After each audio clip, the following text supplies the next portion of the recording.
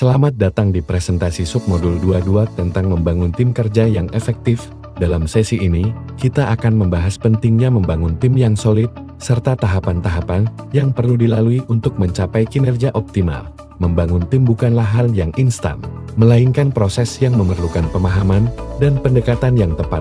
Mari kita mulai perjalanan ini untuk memahami bagaimana tim yang efektif dapat dibentuk. Membangun tim kerja yang efektif melibatkan beberapa tahapan yang harus dipahami oleh semua anggota. Setiap tahap memiliki karakteristik dan tantangan tersendiri. Dalam presentasi ini, kita akan merujuk pada model Tuckman yang membagi proses pembentukan tim menjadi 5 tahap. Memahami setiap tahapan akan membantu kita dalam mengelola dinamika tim dan mencapai hasil yang diinginkan. Tahapan pembentukan tim menurut model Tuckman terdiri dari 5 fase: forming, storming, norming, performing, dan adjourning atau transforming. Setiap phase memiliki tujuan dan fokus yang berbeda. Dalam setiap tahap, pemimpin dan anggota tim perlu beradaptasi dengan perubahan yang terjadi. Mari kita telusuri lebih dalam masing-masing tahap ini untuk memahami peran dan tantangan yang dihadapi. Tahap pertama adalah forming, di mana anggota tim baru mulai saling mengenal dan memahami peran masing-masing. Pada tahap ini, seringkali terdapat ketidakpastian dan kecemasan di antara anggota. Pemimpin perlu memberikan arahan yang jelas dan menciptakan suasana yang nyaman. Melalui sesi perkenalan dan isu breaking, anggota tim dapat mulai membangun hubungan yang positif. Setelah melewati tahap pembentukan, tim akan memasuki fase storming, di mana konflik dan perbedaan pendapat mulai muncul. Ini adalah saat di mana anggota tim menguji batasan dan mempertanyakan otoritas. Meskipun konflik bisa menjadi tantangan, jika dikelola dengan baik, fase ini dapat menghasilkan kesepakatan yang lebih kuat. Pemimpin harus mampu mengelola konflik secara konstruktif dan mendorong komunikasi yang terbuka. Setelah melewati badai, tim akan memasuki fase norming. Pada tahap ini, anggota tim mulai membangun norma kerja yang efektif, komunikasi dan kerjasama antar anggota semakin baik, dan komitmen terhadap tujuan tim meningkat. Pemimpin harus mendelegasikan tugas dan memberikan dukungan untuk memastikan semua anggota merasa dihargai dan terlibat dalam proses. Tahap performing adalah puncak dari perkembangan tim, di mana semua anggota bekerja secara efektif dan efisien. Pada fase ini, tim tidak hanya fokus pada pencapaian hasil, tetapi juga pada pengembangan setiap anggota. Pemimpin perlu memberikan pengakuan atas kinerja tim dan memfasilitasi inovasi untuk menjaga semangat dan motivasi tim tetap tinggi. Tahap terakhir adalah adjourning atau transforming, di mana tim merefleksikan pencapaian dan pengalaman yang telah dilalui. Pada fase ini, anggota tim mungkin merasakan perpisahan atau perubahan. Pemimpin perlu memfasilitasi sesi refleksi dan memberikan pengakuan atas kontribusi setiap anggota. Ini adalah kesempatan untuk belajar dari pengalaman dan mempersiapkan diri untuk tantangan selanjutnya. Tim yang efektif memiliki dampak besar terhadap pencapaian tujuan organisasi. Dengan bekerja sama, tim dapat mempercepat proses, meningkatkan kreativitas dalam penyelesaian masalah, serta meningkatkan kualitas hasil kerja. Oleh karena itu, penting bagi kita untuk memahami dan menerapkan prinsip-prinsip dalam membangun tim yang efektif. Setiap anggota tim memiliki peran dan tanggung jawab yang berbeda. Pemimpin tim bertanggung jawab untuk memimpin dan mengarahkan, sementara fasilitator membantu diskusi, sekretaris mencatat dan mendokumentasikan, sedangkan pelaksana tugas bertanggung jawab atas pelaksanaan tugas. Dengan memahami peran masing-masing, tim dapat bekerja lebih efisien dan efektif. Kejelasan peran dan tanggung jawab sangat penting dalam sebuah tim. Dengan mendefinisikan peran secara jelas, kita dapat mencegah kebingungan dan memastikan setiap anggota tahu apa yang diharapkan dari mereka. Hal ini juga meningkatkan akuntabilitas dan memfasilitasi komunikasi yang lebih baik di antara anggota tim. Proses penetapan peran dan tanggung jawab harus melibatkan seluruh anggota tim.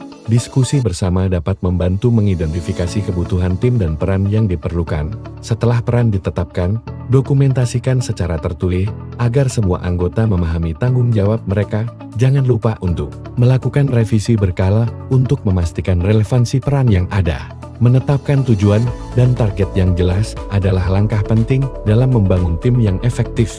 Tujuan yang terdefinisi dengan baik memberikan arah bagi tim dan meningkatkan motivasi anggota untuk bekerja keras. Selain itu, target yang terukur memungkinkan kita untuk memantau kemajuan dan Mengevaluasi keberhasilan tim secara objektif. Kriteria SMART adalah panduan untuk menetapkan tujuan dan target yang efektif. Setiap tujuan harus spesifik, terukur, dapat dicapai, relevan, dan berbatas waktu. Dengan mengikuti kriteria ini, kita dapat memastikan bahwa tujuan yang ditetapkan realistis dan dapat dicapai oleh tim. Proses menetapkan tujuan harus melibatkan semua anggota tim untuk meningkatkan rasa memiliki dan komitmen. Setelah menganalisis situasi, kita dapat menetapkan tujuan utama yang ingin dicapai. Selanjutnya, terjemahkan tujuan tersebut menjadi target-target SMART dan komunikasikan dengan jelas kepada seluruh anggota tim. Aturan dan norma tim adalah pedoman yang diperlukan untuk menciptakan lingkungan kerja yang kondusif. Dengan memiliki aturan yang jelas, kita dapat mencegah terjadinya konflik dan meningkatkan efektivitas tim. Proses pengembangan aturan dan norma harus melibatkan seluruh anggota untuk memastikan semua pihak merasa dihargai dan terlibat.